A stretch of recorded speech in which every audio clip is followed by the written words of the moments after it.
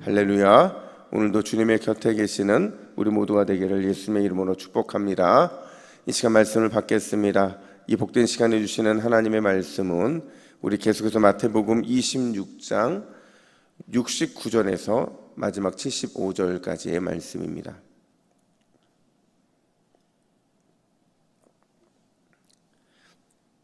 마태복음 26장 69절에서 75절까지의 말씀, 주의 곁에 있을 때라는 제목으로 오늘 말씀을 받겠습니다. 우리 69절부터 마지막 75절까지 한 절씩 교독합니다. 베드로가 바깥들에 앉았더니 한 여종이 나와 이르되 너도 갈릴리 사람 예수와 함께 있었도다 하거늘 베드로가 모든 사람 앞에서 부인하여 이르되 나는 내가 무슨 말을 하는지 알지 못하겠노라 하며 앞문까지 나아가니 다른 여종이 그를 보고 거기 있는 사람들에게 말하되 이 사람은 나사렛 예수와 함께 있었도다 하매 베드로가 맹세하고 또 부인하여 이르되 나는 그 사람을 알지 못하노라 하더라. 조금 후에 곁에 있던 사람들이 나와 베드로에게 이르되 너도 진실로 그 도당이라 내 말소리가 너를 표명한다 하거늘 그가 저주하며 맹세하여 이르되 나는 그 사람을 알지 못하노라 하니 곧 닭이 울더라. 함께 읽습니다. 이에 베드로가 예수의 말씀에 닭 울기 전에 내가 3번 나를 부인하리라 하심이 생각나서 밖에 나가서 심히 통곡하니라. 아멘. 여러분 법정에 가보신 적 있으세요? 저는 태어나서 딱 한 번 법정에 가본 적이 있는데요. 죄를 져간 게 아니고 벌써 수년이 됐는데 교회 앞에서 이 예배를 방해하는 집회를 했던 신천지라는 집단이 있었어요. 근데 신천지라는 이 집단하고 법적인 다툼을 하느라 그래서 이제 법원에 가게 됐는데 물론 승소를 했어요. 그리고 그 승소 때문에 이제 한국교회 최초로 신천지가 200m 앞에 교회 앞에 집회하지 못하도록 하는 이 법이 마련이 되면서 그 다음부터 신천지가 교회 앞에서 하는 이 집회가 없어졌어요. 근데 이거 덕분에 그렇게 됐는데, 근데 결론적으로 생각해 보면 이 제 문제도 아니고 어떻게 보면 이 신천지와 법정이긴 했지만 이 공판 결과를 기다리면서 법정에 있는 것은요 참 두렵고 떨리는 그런 경험이었다는 생각이 지금도 나더라고요. 여러분 오늘 본문의 베드로도요 지금 법정에 서 있는 겁니다. 엄밀히 말하면 이 법정 근처에 가 있다고 말할 수 있어요. 왜냐하면 예수님에 대한 예비 공판 결과가 나오게 되는데 그걸 듣기 위해서 대제사장의 집들에 앉아서 두렵고 떨리는 마음으로 예수님의 이 공판의 결과를 기다리고 있는 중이었어요. 근데 그때 갑자기 당혹스러운 일이 발생하잖아요. 어떤 일이었냐면 이 베드로를 알아보는 사람이 등장을 한 겁니다. 이게 잘못했다가는 여러분 지금 예수님도 재판을 받고 있는 상황이기 때문에 베드로 역시도 그 도당 사람이라는 것이 판별이 나면 어쩌면 예수님과 함께 재판을 받을 수 있는 상황이었어요. 그래서 아마 베드로도 당황할 수밖에 없는데 중요한 건 우리가 잘 아는 것처럼 여러분 이 상황을 예수님이 내다보셨어요? 못 내다보셨어요? 이미 내다보셨죠. 그리고는 뭐라고 예고하셨냐면 우리 앞선 34절에 이렇게 예고를 하셨습니다. 우리 34절 같이 있습니다. 시작. 예수께서 이르시되 내가 진실로 내게 이르노니 오늘 밤 닭 울기 전에 내가 3번 나를 부인하리라.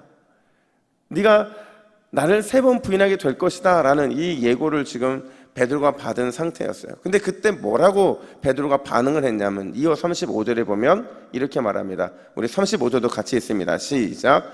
내가 주와 함께 죽을지언정 주를 부인하지 않겠나이다. 그러니까 베드로는 당당했던 거예요. 아니 그럴 수 있다고 확신했던 거죠.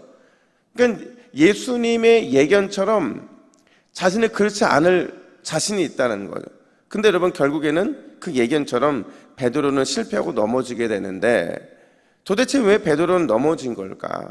예수님의 경고가 한 달 전에 했던 경고도 아니고 며칠 전에 했던 경고도 아니고 바로 몇 시간 전에 있었던 경고였음에도 불구하고 왜 이렇게 쉽게 무너진 것일까? 오늘 2가지 이유를 본문을 찾아볼 수 있는데 첫 번째는 뭐냐면 언제든지 넘어지고 실패할 수 있는 연약한 존재라는 사실을 놓친 거예요.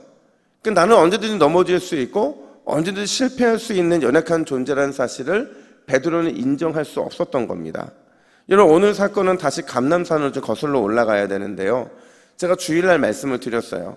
어떤 위기의 순간에 제자들은 실패하고 예수님은 성공할 수 있었던 이유가 어디에 있다고 말씀을 드렸죠?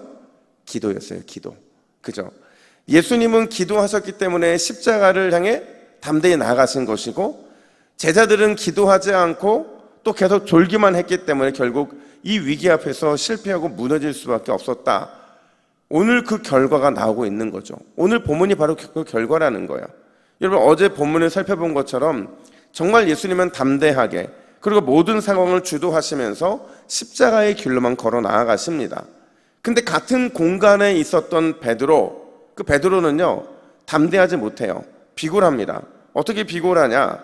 우리 70절 말씀을 같이 한번 읽어볼까요? 70절입니다. 시작. 베드로가 모든 사람 앞에서 부인하여 이르되 나는 내가 무슨 말을 하는지 알지 못하노라 하며. 베드로의 비굴함이 어디에 있냐면요, 모든 사람 앞에서 예수님을 어떻게 했어요? 부인했습니다. 부인했을 뿐만 아니라 72절에서는 또 이렇게 말을 해요. 우리 72절도 같이 읽습니다. 시작. 베드로가 맹세하고 또 부인하여 이르되 나는 그 사람을 알지 못하노라 하더라. 여러분, 부인만 한 게 아니라 뭣도 했대요? 맹세도 했대요. 심지어 마지막 세 번째 목격자 앞에서는 어떻게 행동을 하냐면 우리 74절을 같이 읽습니다. 시작. 그가 저주하며 맹세하여 이르되 나는 그 사람을 알지 못하노라 하니 곧 닭이 울더라. 여러분, 점점점 강화되는 게 보이시죠? 그렇죠? 처음에는 그냥 부인만 했는데 두 번째는 부인과 맹세를 하고 마지막에는 뭐가 포함이 돼요? 저주. 누구를 저주한 거예요? 예수님을 저주한 거죠. 그러니까 예수님의 경고가 성취됐다고 볼 수가 있어요. 근데 이걸 바꿔 말하면 지금 베드로의 일생에서 가장 최악의 모습이 드러나고 있는 겁니다. 그 누구도 하지 않고 있는 이 저주의 모습을 하면서 그는 인생에 씻을 수 없는 최악의 모습을 보여주고 있는데, 저는 이 본문을 접할 때마다 이런 생각이 들어요. 예수님께서 나를 모른다고 3번 부인할 것이다 라는 예고를 하셨잖아요. 그러면 이 예고를 받았으면 그렇게 당당할 것이 아니라, 그렇게 자만할 것이 아니라, 그렇게 자신만만할 것이 아니라 좀 저는 주님께 부탁했을 것 같아요. 주님, 연약한 저를 좀 도와주십시오. 은혜로 붙들어 주셔서 제발 3번까지는 가지 않도록 도와주세요. 내 인생에 최악의 모습을 보이지 않도록 좀 저를 붙들어 주세요. 이렇게 부탁을 했을 거라는 거죠. 실제로 그렇게 부탁을 그랬다면 혹시 첫 번째 부인했을 때 그가 돌이킬 기회를 얻지 않았을까요? 그랬으면 두 번째 부인을 끝으로 최악은 면하지 않았을까 하는 생각이 든다는 거죠. 무슨 말이냐면요, 여러분, 우리는 베드로처럼 절대로 자만하거나 자신만만해서는 안 된다는 거죠. 우리가 살아가면서 모든 일에 있어서 나도 언제든지 넘어질 수 있고 언제든지 실수할 수 있는 연약한 존재라는 사실을 인정하고 그때마다 주님께 도움을 요청하는 것, 어쩌면 그게 우리의 마땅한 자세라는 거죠. 늘 주님 앞에서 저는 연약합니다. 주님, 저를 도와주십시오. 저는 부족합니다. 넘어지지 않도록 저를 은혜로 붙들어 주시고 연약한 저를 위해 성령의 능력으로 굳게 세워주십시오. 이렇게 고백할 수 있는 여러분, 이게 비굴한 겁니까? 아니죠. 이게 용기고 이게 신앙이라고 말할 수 있는 거예요. 찰스 캐터링이라는 사람이요, 이런 말을 했어요. 실패를 성공으로 변화시키려면 3가지가 필요하대요. 첫 번째가 뭐냐면 솔직하게 실패를 인정하는 거죠. 두 번째는 실패를 활용하는 거예요. 그러니까 실패가 실패로 끝나는 것이 아니라 실패를 통해 얻을 수 있는 모든 것들을 다 얻어내는 거죠. 마지막 3번째는 절대 자포자기하지 말라는 거예요. 근데 저는 여기에 한 가지를 더 포함시키고 싶어요. 그게 뭐냐면 절대로 우리가 연약한 존재라는 사실을 잊지 않는 겁니다. 언제든 넘어질 수 있는 존재이고 언제든지 무너질 수 있다는 사실을 잊지 않는 거예요. 그래야 완전히 넘어지지 않고 완전히 무너지지 않는 것이죠. 여러분, 우리 믿는 자들에게 있어서 이 실패는 또 다른 형태의 성공이라고 말할 수 있어요. 왜냐하면요, 우리는 모든 일의 승리자가 되시는 예수님과 동행하는 삶을 살고 있기 때문인 줄로 믿습니다. 우리 예수님이 나와 동행하시기 때문에 우리는 실패했어도 모든 일의 승리자가 될 수밖에 없다는 것이 늘 말씀이 말하고 있는 진리라는 거예요. 그걸 먼저 경험한 시편 기자가 뭐라고 고백을 하느냐, 우리 시편 42편 5절 말씀 우리 같이 함께 있습니다. 시작. 내 영혼아 내가 어찌하여 낭망하며 어찌하여 내 속에서 불안하여 하는고, 너는 하나님을 바라라. 그 얼굴의 도우심을 인하여 내가 오히려 찬송하리로다. 아멘. 여러분, 이 믿음으로 오늘도 승리하시기를 간절히 축원합니다. 뿐만 아니라 두 번째로, 이런 베드로가 무너진 이유는요, 충격적이게도 주님 곁에 있지 않았기 때문에 그렇다는 거예요. 여러분, 오늘 본문을 보면 깜짝 놀랄 사실이 하나 발견이 되는데, 그게 뭐냐면 베드로가 예수님과 멀어지면 멀어질수록 예수님에 대한 부정이 점점 강해지고 있다는 거예요. 그러니까 베드로가 그냥 반복했기 때문에 자기가 예수님을 모른다고 부인하고 그리고 맹세하고 저주까지 간 게 아니라 예수님과 점점 거리가 멀어졌기 때문에 이렇게 나타나기 시작했다는 거죠. 보세요. 본문 69절에 보면 베드로가 바깥들에 앉아 있었다고 말을 해요. 이때는 그냥 부인만 합니다. 근데 71절에 보니까 두려워서 법정 밖으로 나가려고 문을 여는 순간, 그때는 예수님을 모른다고 맹세하고 부인합니다. 그리고 마지막으로 거기서 나가지 못하고 조금 망설이는 그때에 74절에 보니까 저주까지 하고 맹세하고 부인하기에 이르게 된다는 거죠. 결론은 뭐냐면 베드로는 예수님 곁에서 점점 멀어지면 멀어질수록 무엇도 추락해요? 그의 신앙도 추락하고 있다는 거죠. 여러분, 이게 우리라는 거예요. 이게 우리의 신앙이라는 거죠. 우리가 절대로 예수님 곁에 떨어지면 안 되는 이유가 있어요. 누가 뭐라고 해도 끝까지 예수님 곁에 붙어 있어야 하는 이유가 있다는 거죠. 그게 뭐냐면, 그래야 우리 믿음이 살고 그래야 우리가 넘어져도 완전히 무너지지 않기 때문이라는 거예요. 절대로 우리는 예수님 곁에서 멀어지거나 떨어져서는 안 된다는 거죠.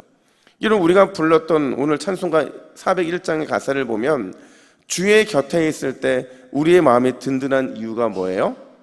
내 곁에 계신 주님이 나를 인도하실 것이기 때문에 그런 거죠. 그럼 세상 물결이 험할 때 무서워하지 않을 수 있는 이유는 또 뭐예요? 피난처인 예수님이 곁에서 나를 도와주시기 때문에, 숨겨주실 것이기 때문에 그렇다는 거죠. 여러분, 이 모든 게 우리가 주님 곁에 있을 때 누리는 은혜이고 기적인 줄로 믿습니다. 그러니까 오늘 절대로 여러분 주님 곁을 떠나지 마세요. 반드시 주님 곁을 지키고 계셔야 한다는 거죠. 그러면 우리 주님께서 우리를 인도하시고 놀라운 은혜로 감추어 주실 줄로 믿습니다. 오늘 함께 기도의 제목을 같이 읽을 텐데요, 화면 보시고 두 가지 기도의 제목을 같이 읽습니다. 시작. 주여, 오늘도 나의 연약함을 솔직하게 인정하고 주님의 얼굴을 구하게 하옵소서. 주님 곁에서 떠나지 않음으로 인도하시고 감춰주시는 주님으로 승리하게 하옵소서. 아멘. 기도하겠습니다. 하나님 아버지, 오늘도 연약하기에 주 앞에 기도하러 나왔습니다. 하나님, 연약함을 고백하는 귀한 성도님들의 삶에 주님의 얼굴의 빛을 비추어 주시고 날마다 때마다 일마다 늘 주님 곁을 떠나지 않음으로 인하여 주님께서 인도하시고 감추어 주시는 특별한 은혜를 경험할 수 있도록 인도하여 주시옵소서. 오늘도 주님의 은혜가 우리와 함께할 줄로 믿습니다. 주님의 은혜만을 사모하게 하여 주시옵소서. 감사드리며 예수님의 이름으로 기도하옵나이다. 아멘.